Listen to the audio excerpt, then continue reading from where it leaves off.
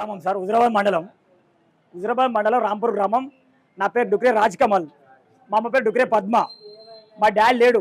మా డాడీ ఎందుకు చనిపోయిందంటే ఇదే భూమి పంచాల వల్ల, ఇదే ఈ దొంగ కథల వల్ల, లంచాలు తీసుకొని దొంగలిషన్ చేయడం వల్లనే మా డాడీ పిచ్చోడే చచ్చిపోయాడు. ఈ హుజరాబాద్ ఏ షాప్లో ఉన్నాడు డుక్రే రాజశేఖరరావు అంటే ఒకప్పుడు మంచి వ్యక్తి ఉండే. ఎందుకు పిచ్చిలేసి ఎందుకు చచ్చిపోయినరా అంటే అధికారులు అనేటోళ్ళు డబ్బుడు గమ్ముడు పోయి దొంగ రిజిస్ట్రేషన్లు చేసి కష్టపడి సంపాదించుకున్న ఆస్తులను మాకు కాకుండా చేసిరనే ఉద్దేశం కొద్ది మా పిచ్చిలేసి చచ్చిపోయాడు. వారు రాంపూర్కి వచ్చి ఎంక్వైరీ అయ్యి రాజశేఖర టచ్మెంట్ చెప్తాడు.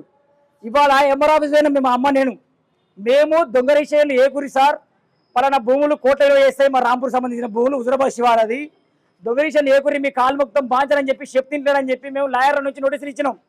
దొంగ రిజిస్ట్రేషన్లు ఏ గురి ఎలాంటి వాళ్ళకు బడాబాబులకు లంచం ఇచ్చేళ్లకు దొంగ రిజిస్ట్రేషన్లు ఏ కానీ మేము లాయర్ నోటీసులు ఇచ్చినాం.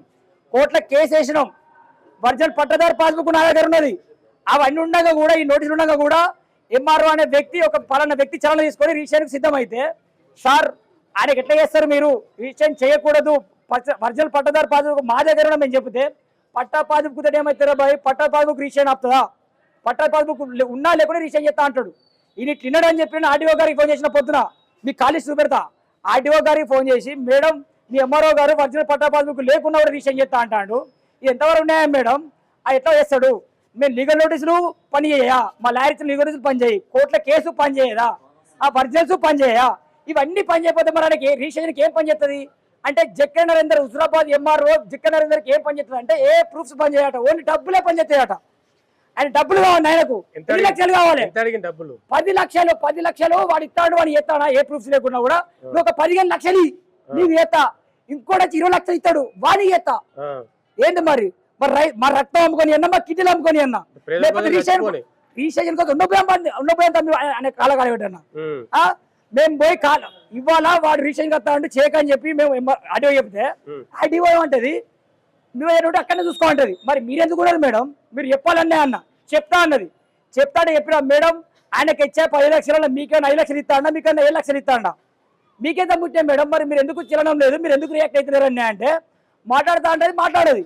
ఇదంతా కథ బాగలే అని చెప్పి నేను మా కలెక్టర్ సిసి గారు ఉంటారు రాకేష్ సార్ అని, రాకేష్ సార్కి ఫోన్ చేసిన నేను, sir Huzurabad MRO and Huzurabad RTO ఒక దందా చేస్తున్నారు సార్, ఇక్కడ పైసలు తీసుకొని 10 లక్షలు 15 లక్షలు 20 లక్షలు తీసుకొని పట్టా పాస్బుక్ లేకున్నా, ఆధార్ కార్డు పాన్ కార్డు లేకున్నా, ఆ పట్టా పాస్బుక్ బ్యాంకులో కొలవడ్డా వేరే వ్యక్తుల దగ్గర కొలవడ్డా కూడా సంబంధం లేకుండా పైసలు బట్టి రిజిస్ట్రేషన్ చేద్దామని ఫిక్స్ అయ్యారు సార్. పాస్బుక్ లేకుండా రిజిస్ట్రేషన్ చేస్తారు సార్, దాన్ని మీరు అడ్డుకోవాలి సార్ అని నేను అన్న. అంటే నేను ఆర్టీఓ గారు కాల్ చేస్తా అన్నాడు. కాల్ చేస్తాన తర్వాత ఇక్కడ నేను మళ్ళీ లోకల్ ఈ హుజరాబాద్ ఎంఆర్ఓ ఆఫీస్ లా ఎంఆర్ఓ తర్వాత ఎంఆర్ఓ ఉంటాడు ఒకళ్ళు తెలుసా మీకు, ఎంఆర్ఓ భాస్కర్ ఎంఆర్ఓ ఆయన ఫోన్ చేసిన నేను, ఫోన్ చేసి ఏమన్నా ఎంప్లాయ్ భాస్కర్ ఎంఆర్ఓ కంటే ఎంఆర్ఓ కంటే పెద్ద ఎంఆర్ఓ ఆయన పర్మనెంట్ గా ఆయన ఎవరు తీసేయరు. ముఖ్యమంత్రి ఇన్వాల్వ్ అయినా కూడా ముఖ్యమంత్రి కూడా తలుచుకున్నా తీసేయలేడు భాస్కర్ ను, ముఖ్యమంత్రి తలుచుకున్నా భాస్కర్ తీసేయలేడు. ఆయన ఫోన్ చేసిన భాస్కర్ సార్ మీ ఎంఆర్ఓ ఇట్లా చేస్తున్నారు, మీరు డబ్బులు తీసుకొని రిజిస్ట్రేషన్ పాల్పడితే మీ జాబులు పోతాయి అని చెప్పిన. ఎవర్రా పోయి ఎందుకు రిజిస్ట్రేషన్ చేస్తాను ఎవరెవరో ఫోన్ చేసిన ఉన్నాడు. నేను ఆల్రెడీ కలెక్టర్ దగ్గర ఉన్నా, నేను మన రాకేష్ సార్ ఆల్రెడీ మీ అడ్డు ఫోన్ చేస్తాడు, మీరు దయచేసి రిజిస్ట్రేషన్ ఏదన్నా అన్న అంటే చేపోన్నాడు అన్నాడు. అంటే ఈయన మాట ఎట్లా ఉన్నది, ఈయన గత చరిత్ర నాకు తెలుసు భాస్కర్ది. మీరు లక్షలకే ఉమ్మడి పోతారు, న్యాయాలద్దు వీళ్ళకు, మనసులో ప్రాణాలద్దు మనసులో మానాలద్దు, పైసా నోట్ల కట్ట కావాలి కదా. ఈయన మాట వెటకారంగా ఉన్నది, నేను నమ్మ అడుగే, నేను ఎట్లా సాయంత్రం వస్తారు దొంగ రిజిస్ట్రేషన్ చేసుకుంటా చెప్పిన కావాలన్నా కావాలంటే 6 సైట్ 6 సైట్ క్లోజ్ అవుతాడు నాకు తెలియదు. ఆ 6 సైట్ క్లోజ్ అయ్యే టైంలో ఒక 10 నిమిషాల ముందు 5:50 5:45 ముందు పిలిపించుకొని రిజిస్ట్రేషన్ స్టార్ట్ చేసిర్రు. చేస్తే నేను పోతానని నెట్టేస్తారు. మా అమ్మ వచ్చింది, సార్ నా కొడుకు ఒక్కడు ఎందుకు సార్ ఇట్లా మేము అడ్డుకున్నా, నిన్న నోటీసులు ఇచ్చినాం, మీకు చెప్పినాం, మీరు దొంగ రిజిస్ట్రేషన్ ఎట్లా చేస్తారంటే నువ్వు ఎవరు అడ్డుకునేందుకు నీకేం అవసరం, నేను బరాబరి చేస్తా, ఎక్కడ చెప్పుకుంటే చెప్పుకోపా అంటాడు. సార్ మీ కాలు మొత్తం మా అమ్మ కాలు పట్టుకుంటే నెట్ వేసారు అక్కడున్నా. ఇప్పుడు మొగోళ్ళు ఆడవాళ్ళు ఎట్లా ముట్టుకుంటారు, నెట్ అయితే మా అమ్మ గాజులు వాళ్ళకి మొత్తం బ్లడ్ అంతా చీర పడ్డది. మీరు ఫోటోలు తీసుకోర్రి, మొత్తం చీర మొత్తం రక్తం చిల్లింది. చిల్లాక ఎంఆర్ఓ కాళ్ళు మొక్కినా నాకు రక్తం వచ్చినా కనికరించాడని చెప్పి మా అమ్మ ఎంత ప్రయత్నించడం. నేను వీడియో తీస్తానా ఫోన్ గుంజుకొని బయట వారేసిర్రు. గుంజుకొని బయట బ్లాక్ మెయిల్ చేస్తాను, అబ్బాయి నువ్వు రిపోర్టర్ రా చెప్పు, నువ్వు రిపోర్టర్ రా చెప్పు, ఏం చెప్తావు, చలో ఇప్పుడు నీ పోలీసులు తొక్కితా, పోలీసులే తొక్కితాడు వాళ్ళను, పోలీసులు తొక్కితే పోలీసులో ఫోన్ చేయంటారు.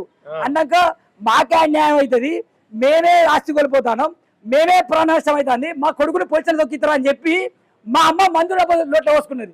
పోసుకుంటే అక్కడ 10 మంది లోపల ఉన్నారు. నా దగ్గర చిన్న బయట ఉన్నది, ఎంఆర్ఓ పక్కన మా అమ్మ మాట్లాడే చిన్న బయట ఉన్నది. అక్కడ 10 మంది ఉన్నారు కానీ ఎవరు బండి అవుతాడు ఆపుతలేరు. మా అమ్మకు నీళ్ళు ఇస్తలేరు, అంబులెన్స్ ఫోన్ చేస్తలేరు.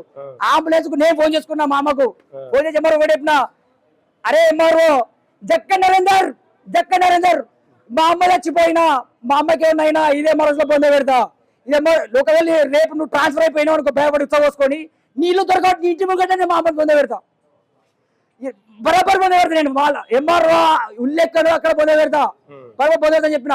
వాళ్ళు నన్ను తిడతారు, ఏం చేస్తారు అది అని చెప్పి తిట్టుకుంటా, బ్లాక్ మెయిల్ చేసుకుంటా. ఎప్పుడు ఇవ్వకపో ఏం కాయిపో ఇలా 100 మంది చూసినా ఆ మందు డబ్బు వాటి బెదిరిస్తే మేము రిషన్ ఆపుతామా అంటే మా అమ్మ చచ్చిపోయినా కూడా రిషన్ ఆపడాడు. వాళ్ళు ఎట్లా ఆపారు మరి? ఏంటి కదా ఇవాళ ఈ ఎంఆర్ఓ ఉన్నాడు, రేపు ఇంకో ఎంఆర్ఓ అవుతాడు. అధికారులు అనేటోళ్ళు డబ్బుడు కమ్ముడు పోయి దొంగ రిజిస్ట్రేషన్లు చేసి కష్టపడి సంపాదించుకున్న ఆస్తులను మాకు కాకుండా చేసిరనే ఉద్దేశం కొద్ది మా పిచ్చిలేసి చచ్చిపోయాడు. వారు రాపూర్కి వచ్చి ఎంక్వైరీ అయ్యి రైస్ రేట్ వచ్చి చెప్తాడు. ఇవాళ ఎంఆర్ ఆఫీస్ పోయినా మేము అమ్మ మేము దొంగ రిజిస్ట్రేషన్లు ఏ గురి సార్ పలానా భూములు కోటలో వేస్తాయి, మా రాంపూర్ సంబంధించిన భూములు హుజరాబాద్ శివాలది దొంగ రిజిస్ట్రేషన్లు ఏ గురి మీ కాలుముక్తం బాంచాలని చెప్పి చెప్తింటాడని చెప్పి మేము లాయర్ నుంచి నోటీసులు ఇచ్చినాం. దొంగ రిజిస్ట్రేషన్లు ఏ గురి ఎలాంటి వాళ్ళకు బడాబాబులకు లంచం ఇచ్చేవాళ్ళకు దొంగ రిజిస్ట్రేషన్లు ఏ కానీ మేము లాయర్ నోటీసులు ఇచ్చినాం. కోర్టులో కేసు వేసినాం. ఒరిజినల్ పట్టదారు పాస్బుక్ నా దగ్గర ఉన్నది. అవన్నీ ఉండగా కూడా ఈ నోటీసులు ఉండగా కూడా ఎంఆర్ఓ అనే వ్యక్తి ఒక పలానా వ్యక్తి చలన తీసుకొని రిజిస్ట్రేషన్కి సిద్ధమైతే సార్ ఆయనకి ఎట్లా చేస్తారు మీరు రిజిస్ట్రేషన్ చేయకూడదు, ఒరిజినల్ పట్టదారు పాస్బుక్ మా దగ్గర మేము చెప్తే పట్టా పాస్బుక్ ఏమవుతారా బాయ్, పట్టా పాస్బుక్ రిజిస్ట్రేషన్ ఆపుతుందా, పట్టా పాస్బుక్ ఉన్నా లేకుండా రిజిస్ట్రేషన్ చేస్తా అంటాడు. ఈయన తినడు అని చెప్పి ఆర్డీఓ గారికి ఫోన్ చేసిన పొద్దున మీకు కాలేజ్ చూపెడతా.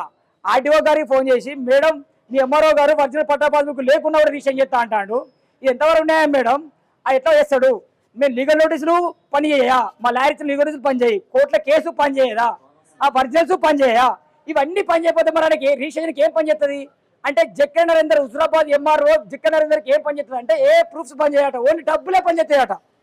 ఆయన డబ్బులు కావాలి, ఆయనకు 10 లక్షలు కావాలి, 10 లక్షలు వాడు ఇస్తాడు, వాడు ఎత్తాడా ఏ ప్రూఫ్స్ లేకున్నా కూడా నువ్వు ఒక 15 లక్షలు నీకు ఎత్తా, ఇంకోటి 20 లక్షలు ఇస్తాడు వాడికి ఎత్తా. ఏంటి మరి మా రక్తం అమ్ముకొని అన్నా, మా కిడ్నీలు అమ్ముకొని అన్నా, లేకపోతే రిజిస్ట్రేషన్ కోసం ఉన్నపోయాను కాలకాల పెట్టన్నా. మేము పోయి ఇవాళ వాడు రిజిస్ట్రేషన్ కత్తా అంటే చేయకని చెప్పి మేము ఆడియో చెప్తే ఆడియో ఏమంటది నువ్వు ఏంటంటే అక్కడనే చూసుకోమంటది. మరి మీరెందుకు కూడా మేడం మీరు చెప్పాలనే అన్న చెప్తా అన్నది. చెప్తాడే చెప్పినా మేడం ఆయనకి ఇచ్చే 10 లక్షల మీకైనా 5 లక్షలు ఇస్తా అన్నా, మీకైనా 7 లక్షలు ఇస్తా అన్నా, మీకేంత ముట్టే మేడం మరి మీరు ఎందుకు చిరణం లేదు, మీరు ఎందుకు రియాక్ట్ అవుతున్నారని అంటే మాట్లాడుతా అంటే మాట్లాడేది. ఇదంతా కథ బాగలే అని చెప్పి నేను మా కలెక్టర్ సిసి గారు ఉంటారు రాకేష్ సార్ అని, రాకేష్ సార్కి ఫోన్ చేసిన నేను, sir Huzurabad MRO and Huzurabad RTO ఒక దందా చేస్తున్నారు సార్, ఇక్కడ పైసలు తీసుకొని 10 లక్షలు 15 లక్షలు 20 లక్షలు తీసుకొని పట్టా పాస్బుక్ లేకున్నా, ఆధార్ కార్డు పాన్ కార్డు లేకున్నా, ఆ పట్టా పాస్బుక్ బ్యాంకులో కొలవడ్డా వేరే వ్యక్తుల దగ్గర కొలవడ్డా కూడా సంబంధం లేకుండా పైసలు బట్టి రిజిస్ట్రేషన్ చేద్దామని ఫిక్స్ అయ్యారు సార్. పాస్బుక్ లేకుండా రిజిస్ట్రేషన్ చేస్తారు సార్, దాన్ని మీరు అడ్డుకోవాలి సార్ అని నేను అన్న. అంటే నేను ఆర్టీఓ గారు కాల్ చేస్తా అన్నాడు. కాల్ చేస్తాన తర్వాత ఇక్కడ నేను మళ్ళీ లోకల్ ఈ హుజరాబాద్ ఎంఆర్ఓ ఆఫీస్ లా ఎంఆర్ఓ తర్వాత ఎంఆర్ఓ ఉంటాడు ఒకళ్ళు తెలుసా మీకు, ఎంఆర్ఓ భాస్కర్ ఎంఆర్ఓ ఆయన ఫోన్ చేసిన నేను, ఫోన్ చేసి ఏమన్నా ఎంప్లాయ్ భాస్కర్ ఎంఆర్ఓ కంటే ఎంఆర్ఓ కంటే పెద్ద ఎంఆర్ఓ ఆయన పర్మనెంట్ గా ఆయన వాళ్ళు తీసేయరు. ముఖ్యమంత్రి ఇన్వాల్వ్ అయినా కూడా ముఖ్యమంత్రి కూడా తలుచుకున్నా తీసేయలేడు భాస్కర్ ను, ముఖ్యమంత్రి తలుచుకున్నా భాస్కర్ తీసేయలేడు.